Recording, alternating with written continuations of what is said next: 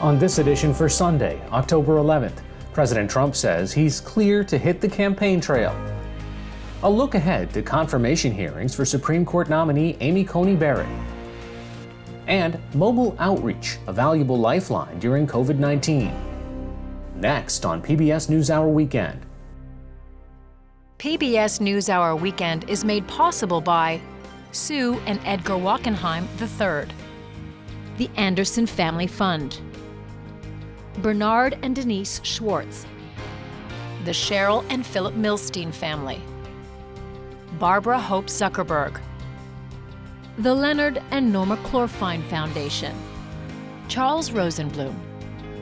We try to live in the moment to not miss what's right in front of us. At Mutual of America, we believe taking care of tomorrow can help you make the most of today. Mutual of America Financial Group, retirement services and investments. For 25 years, Consumer Cellular has been offering no-contract wireless plans designed to help people do more of what they like. Our U.S.-based customer service team can help find a plan that fits you. To learn more, visit consumercellular.tv. Additional support has been provided by the Corporation for Public Broadcasting, a private corporation funded by the American people, and by contributions to your PBS station from viewers like you. Thank you. Good evening and thank you for joining us. President Trump claimed with no medical evidence that he's now immune to COVID-19 as he prepares to head out onto the campaign trail again starting tomorrow. Last night, the White House physician, Dr. Sean Conley, released a memo with, quote, the permission of President Donald J. Trump that was short on details, writing that after 10 days from symptom onset, the president was no longer considered a transmission risk to others. Dr. Conley wrote that with an assortment of advanced diagnostic testing, there is no longer evidence of actively replicating virus. The Centers for Disease Control and Prevention recommends that patients with severe forms of COVID-19 may need to isolate for up to 20 days. But Dr. Conley's latest update came only 9 days after the president publicly announced he had tested positive for the coronavirus, and just 5 days after being released from the hospital. This morning, President Trump spoke by phone with Fox News. I passed the highest test, the highest standards, and I'm in great shape. About an hour later, Mr. Trump tweeted, quote, a total and complete sign-off from White House doctors yesterday. That means I can't get it, immune, and can't give it. There's still no evidence the president has tested negative for the virus, and no scientific research to back up his immunity claim. Mr. Trump is scheduled to appear in person at multiple campaign rallies in Florida, Pennsylvania, and Iowa this week. His rallies come as questions about his finances and tax payments continue, following New York Times reporting based on Mr. Trump's tax returns from recent years. Yesterday, the Times reported that, quote, over 200 companies, special interest groups, and foreign governments have patronized Trump properties while, quote, reaping benefits from him and his administration. In Texas, the legal battle over voter access to drop-off ballot boxes continued today. An appeals court issued a stay last night, stopping a judgment made late Friday that would have allowed more than one ballot drop-off box per county. On October 1st, Governor Greg Abbott ordered that each county in Texas would have only one ballot drop-off box. The Friday ruling against that order said single drop-off boxes would create voter confusion. Texas Attorney General Ken Paxton then filed an emergency motion, which was granted. Appeals are expected, but the governor's order will stay in place until a higher court can rule on the matter. A private security guard is being held as a suspect in a fatal shooting during protests yesterday in Denver. The guard was working for a local television station as its crews covered a so-called Patriot rally organized by right-wing protesters and a counter-protest event called Black Lives Matter Antifa Soup Drive. The shooting reportedly occurred as the events were ending, and a Patriot rally demonstrator sprayed mace in the direction of the guard, who then fired his handgun. The protester died shortly after being taken to the hospital. As of this afternoon, no charges have been filed against a security guard who was not affiliated with either protest. The COVID-19 pandemic continues to worsen in several countries today, and in the United States, outbreaks are growing in the upper Midwest and in the Northeast, where there are concerns about a resurgence of coronavirus cases. The U.S. now has more than 7.7 million confirmed infections and more than 214,000 people have died from the disease, according to Johns Hopkins University. Globally, there are more than 37 million cases and more than 1 million deaths. Today, India recorded more than 7 million cases, making it the second highest after the U.S. Despite the numbers, India's government continues to push for reopening of public transportation, markets, and public spaces in an effort to improve its economy after recent lockdowns. In Israel, protests against coronavirus restrictions and against the Prime Minister Benjamin Netanyahu continued yesterday, despite a new law banning demonstrations more than half a mile from protesters' homes. The government says the law is aimed at curbing COVID-19 infections, but critics say it limits freedom of speech. Armenia and Azerbaijan are blaming each other for violating a temporary ceasefire that went into effect yesterday, with renewed fighting overnight over the ethnic Armenian enclave of Nagorno-Karabakh. A residential building was destroyed, and officials in Azerbaijan said at least 9 civilians were killed and dozens were wounded. Special correspondent Simon Ostrovsky has been reporting in the region with support from the Pulitzer Center and has the latest on the resumption of hostilities there.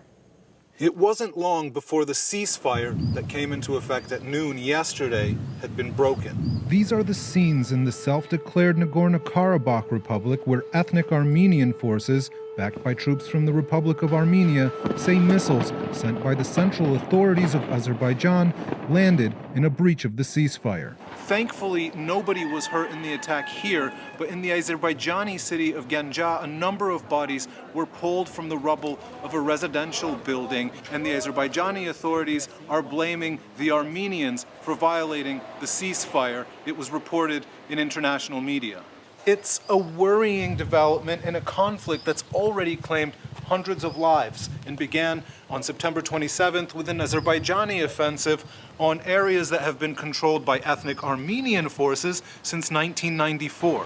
With the international community consumed by global pandemic and a bitter U.S. election campaign, the world seems to have turned its gaze away from the fighting here and put little real pressure on the two sides to bring a halt to the war. Russia has so far done the most to bring the two sides to the negotiating table, but efforts to secure an end to fighting have so far failed.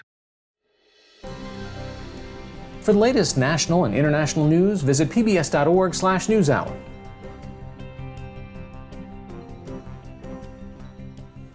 Tomorrow, the Senate Judiciary Committee will begin hearings on President Trump's nominee, Judge Amy Coney Barrett, to replace the late Supreme Court Justice Ruth Bader Ginsburg. Senators will speak for several hours before Judge Barrett makes her opening statement. Her remarks were released today and include her belief that government and not the courts should make policy and that the courts are, quote, not designed to solve every problem or right every wrong in our public life, unquote. For more about the nominee and what's ahead in the hearings, I spoke with Amy Howe, co-founder of the SCOTUS blog, who joined us from Washington, D.C. Amy, in any other world, the Supreme Court nomination would be front page above the fold every day. But since we spoke last at the passing of RBG's death, this story has gotten eclipsed by so many other things. What can we expect tomorrow? So they're going to kick it off with statements, introductions from Indiana senators and from Patricia O'Hara, who is a former dean of Notre Dame Law School. And then we'll hear statements from Judge Barrett herself and from the senators on the Senate Judiciary Committee. After that, they will move on to questions for Judge Barrett from the senators on the committee, which is really where the meat of the hearings will be. And then we'll hear testimony from legal experts and people from Judge Barrett's life supporting her nomination and probably some opposing her nomination. At this point, if anybody's watched any of the previous few nomination hearings, you have the team that supports the justice, that party, asks easy questions, and the team that opposes the nominee asks very difficult ones. Given the composition of the Senate, it's sort of a foregone conclusion at this point. It certainly does seem that way. You know, the Republicans would need several senators to defect, and there's no sign of that at this point. There are two senators, Senator Lisa Murkowski of Alaska and Senator Susan Collins of Maine, who had said that they wanted Republicans to wait and not vote on a nominee before the election. But I don't think that either one of them has committed to not voting for Judge Barrett. So it does seem like she has the votes at this point. But at the same time, I think that there's going to be discussions. It's sort of an opportunity. It's a little bit of a civics lesson, in which the party that is opposing the nominee in particular can use the Senate confirmation hearings as an opportunity to sort of educate the public about the nominee. Because remember, unlike the Senate, the Supreme Court proceedings are not televised. And right now we're actually hearing them because of the pandemic live audio, but we don't see the Supreme Court in action. So we learn a lot more about this person. If the Senate and the president have their way, this nomination wraps up right before the election, what are the big cases that she's going to face? There are two very big ones that she would face almost immediately. At the day after Election Day, the Supreme Court will hear oral arguments in a case called Fulton versus City of Philadelphia. And this is a case about the balance between religious beliefs on the one hand and anti-discrimination laws, particularly anti-discrimination laws against LGBTQ people on the other hand. And it's a sort of a second round of cases. Many of your viewers may remember from a couple of years ago, a case involving a Colorado baker who refused to make cakes for a same-sex wedding. And the Supreme Court in that case ruled for the baker, but in a very narrow way that didn't resolve the broader question of how do you balance someone's religious beliefs against anti-discrimination laws. And so the question is back in a case brought by Catholic Social Services in Philadelphia against the city of Philadelphia, which won't now give contracts to Catholic Social Services because Catholic Social Services won't work with foster care parents who are same-sex couples. The second one is a week after Election Day, and that is the challenge to the individual mandate of the Affordable Care Act.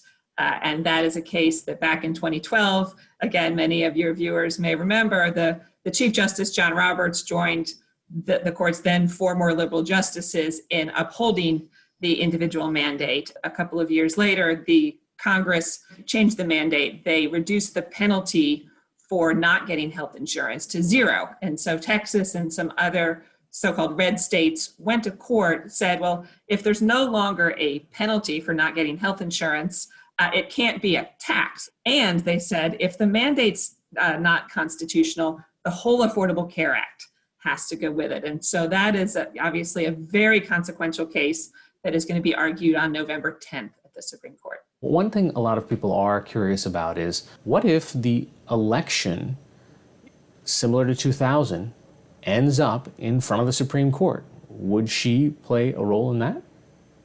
I think that is definitely a question that we are going to hear asked at the hearings in a variety of different formulations. And I don't know what her answer will be. I think that she is likely to play a role. And I think the president and some Republicans have suggested that that is in fact a reason why we need a ninth justice on the Supreme Court in advance of the elections. Certainly any litigation arising out of the elections isn't going to arrive on the Supreme Court on, November 4th. Right. It would take a while to bubble up to the Supreme Court, but sort of the broader question, I think she is likely to play a role.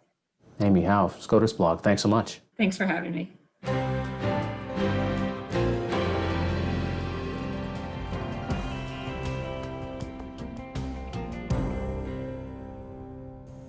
Yesterday, we brought you a story about the pressures small and independent businesses in Maine are under due to the economic uncertainty caused by the coronavirus pandemic. That uncertainty has increased the need for social services, especially for the homeless who, due to COVID-19 restrictions, don't have the same access to resources as they did before. NewsHour Weekend's Christopher Booker reports on what is being done to help fill in the gaps. Meal preparation for the Preble Street Resource Center in Portland, Maine is a big production. Chopping vegetables, cooking noodles, assembling sandwiches by the hundreds. We're going to do over 1 million meals in 2020, which is mind-blowing to us. 1 million meals in 2020. Yeah, 1 million meals. In their 35 years, the Homeless and Low Income Support Center has never had to make this many meals. Mark Swan is the executive director. I mean, we feel pretty good about keeping people from starving, but we are also social workers, so we're trying to get people get the people who are sleeping outside into shelters, into accessible shelters any way we can. We are trying to find housing. We're trying to offer treatment options for people with substance use disorder. We're trying to help people reconnect with families. But Maine winters are harsh, and we got to do something right now to be ready. Like every other organization during the pandemic, Preble Street has had to make big changes. Precautions against the coronavirus means the Social Welfare Agency can no longer offer indoor meals in its soup kitchen, the social workers can no longer meet with clients in their offices, and shelters have to decrease capacity. For the past couple months, the solution has come with this truck. At first pass, it's a food delivery service, but it's also providing a lifeline between Preble Street and its clients. We've always met people where they're at in a relationship perspective, and now we're meeting people where they're at physically in the community, wherever they're at to make. Ali Lovejoy is a social worker with Preble Street. We're addressing people's food insecurity, but we're also looking at all of the other needs that we have. We have somebody who comes up and says, I don't have any clothes for this weather. It's starting to get cold. Can you help me find a coat? Can you help me find dry socks? With its mobile outreach, Preble Street provides clients with 2 meals a day, 7 days a week. In the spring, Preble Street opened 2 new shelters, and they're currently trying to purchase another building, but Swan expects they'll need even more space, as evident in the number of people visiting Preble Street's food pantry. When food pantry numbers go up, it's usually followed pretty soon after by shelter numbers going up as well, because people will do anything to pay the rent, including scrimp on food a little bit or go to a food pantry to help get a few days worth of food. But the rent is the last thing to go, and so shelters need to be ready. And has that come to pass? It's starting to. In April, Maine State Housing Authority started a program to help Mainers pay their rent. Executive Director Daniel Brennan says the nearly $20 million provided by the state is already gone. We received the last allocation of the coronavirus relief funds just a few weeks ago, and we've had to stop the program as we head into October. We're hoping that there'll be more federal assistance coming from Congress. The program provided rental relief to more than 14,000 households in Maine. The need is big. We've had 125 applications a day on average coming in. Obviously, these are 125 applications. This could be head of household people. This isn't representative of 125 people. This could be 125 yeah, families. Usually 2.5 people per family. Brennan says the pandemic exposed already existing problems. There aren't enough houses in Maine, and the houses that are available are old, which ironically are currently in high demand as eager buyers from out of state scoop them up, putting an extra level of pressure on Maine's low-wage earners. There's a strange duality at play. On one hand, you have increased housing insecurity, but there has been a bit of a housing boom with people moving from out of state. Now that more and more people can work remotely, they're looking at places like Maine and the Portland area because these are really attractive places. Exactly. It was a very strong housing market at the beginning. You've got a record low interest rate environment, so on that hand you've got more affordability, right? But at the same time you've got a tremendous amount of demand coming in. This all happening as winter approaches. The moratorium on eviction ends and financial support has ended. You know, some of the folks that we're in touch with who are renting apartments are people that used to be homeless, people that, we used to work with, or maybe we still do, but they've been in housing for months or years. And now, because of circumstances, we expect to see some of those people coming back through our doors. Absent another relief bill from the federal government, there is little Portland or the state of Maine will be able to offer in financial assistance. I understand the pressures on municipal and state and federal government, but this is a time to support people who have nothing else, the most vulnerable people in our community.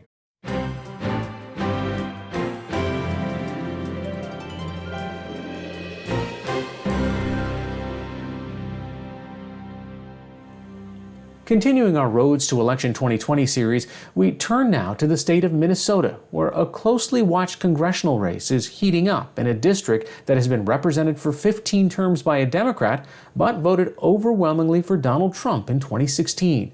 Twin Cities PBS reporter Kaomi Getz has a story. Congressman Colin Peterson angles his single-engine Beechcraft Bonanza plane above his home in Detroit Lakes, Minnesota. I go out and look and see if there's any ducks around.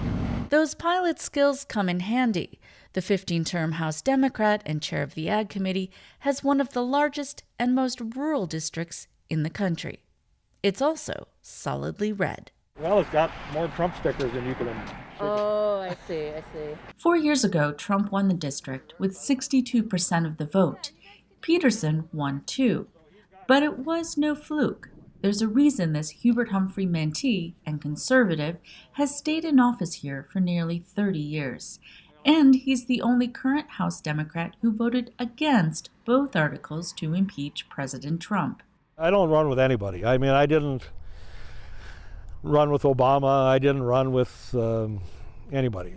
I try to do my own campaign, keep independent. It's the way I've always done it. I'm still pro-life, still pro-gun, and people know that. Values his rural constituents support. But he's faced challenges, and this election, the longtime incumbent is being targeted by national Republicans. House Democrats are trying to hold on to their majority. Well, there's no question that since Trump got into politics running for president, he has cut my margin. He's cut into the people that split their ballot. Challenger Michelle Fischbach has state name recognition. Most recently, she served as the first female president of the Minnesota Senate and as the state's lieutenant governor. After my term of lieutenant governor ended, I was at home and I started getting calls from folks around the 7th District asking me to run for the seat and saying we need a strong candidate against Collin Peterson, who will be a conservative voice for us in Washington, D.C. Fischbach says she's campaigning to get the economy moving and to strengthen law and order. They want to see those tax breaks that were put into place in 2017 made permanent and even expand on those because, we did have shutdowns in Minnesota. And, the president had the economy moving. But clearly, a main campaign strategy is to link Peterson with the more progressive-leaning members of his party. Collin Peterson is vulnerable, and that he is vulnerable because of his connection to Nancy Pelosi and the socialist agenda they're pushing. Online news site 538 shows that Peterson has voted with Trump about half of the time, though in the last year, that percentage dipped to 25%. Wheat and soybean farmer Don Leslie has been driving combines for 74 years. The Republican from Warren says he's sticking by Peterson.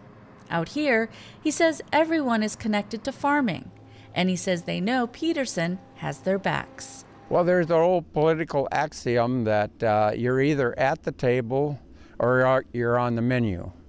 And nothing can happen in any committee unless it goes through the chairman. We have the chairman, and we do not want to have that chairmanship transferred to another state. Leslie, a past president of the National Wheat Growers Association, says he trusts the congressman to deliver from smart trade to farm bills, and he's turned off by the negative political ads attacking Peterson. Pelosi and Omar are not in this district. They will never be in this district, and there's nothing we can do about them. But that seems to be who they're running against. Fischbach says Peterson is also running negative ads.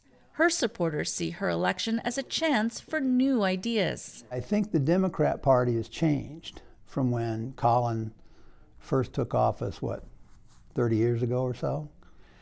And now he's got to deal with keeping this group on the far left extreme, the socialist left. He's got to deal with them. Peter Belega lives in Peterson's hometown and has been active with the local Republican Party. He says the congressman's influence on ag issues is not a given. His chairmanship depends on holding the House.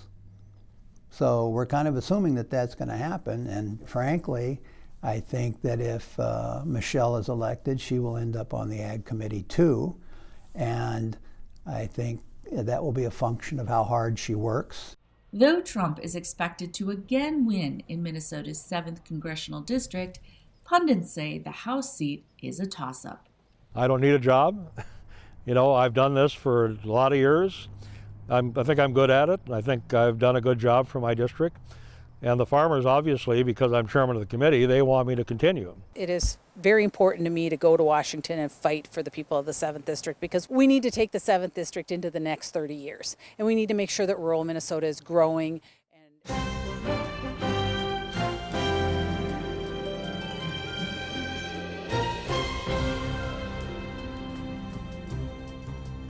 NewsHour will have live coverage of this week's hearings on the nomination of Amy Coney Barrett to the Supreme Court on air and online beginning at 9 a.m. tomorrow. That's all for this edition of PBS NewsHour Weekend. For the latest news updates, visit pbs.org/newshour. I'm Hari Srinivasan. Thanks for watching. Stay healthy and have a good night.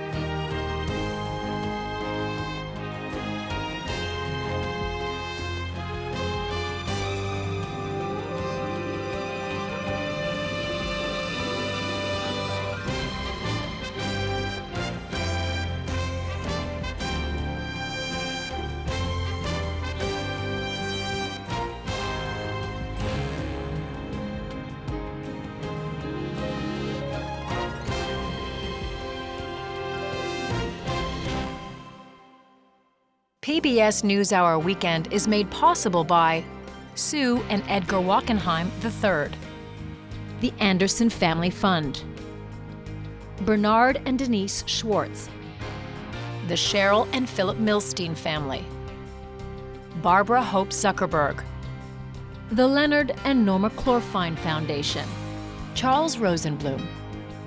We try to live in the moment to not miss what's right in front of us. At Mutual of America, we believe taking care of tomorrow can help you make the most of today. Mutual of America Financial Group, retirement services and investments. Additional support has been provided by Consumer Cellular and by the Corporation for Public Broadcasting, a private corporation funded by the American people, and by contributions to your PBS station from viewers like you. Thank you.